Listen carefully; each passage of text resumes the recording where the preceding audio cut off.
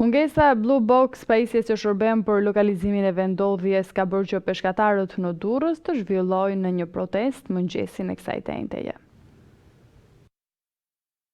Mungesa e Blue Box, pajisjes që shërben për lokalizimin e vendodhjes që ka bërë peshkatarët në Durrës të zhvillojnë një protestë mëngjesin e kësaj tenteje. Ata thonë se kompania nuk i ka dhënë pajisje, ndërkohë që policia nuk e lejon të dalin në det duke pezulluar kështu punën. Tomasa e marrë fill pas ngjarjes së ndodhur pak ditë më parë, ku anija Çelepia 2 u mor peng.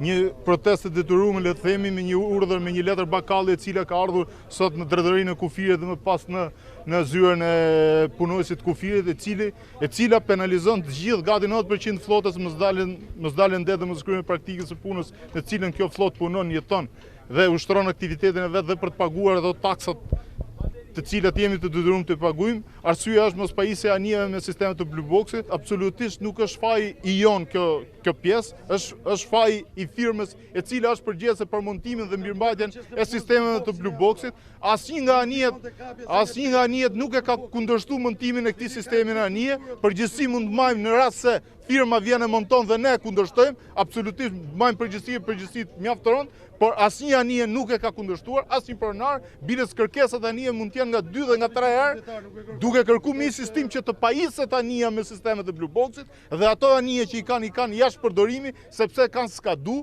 Ky mund të jetë tenderi i 3-të, i 4-të, i cili do zhvillohet për montimin e Blue Boxave të ri. Atëherë na lidhi dyshimet arsyeshme që është një rast i pasur korruptiv dhe sakrifica e këtij rasti korruptiv duhet bëhet e gjithë flota e peshkimit, jo vetëm e Durrësit, por e mbar Shqipërisë.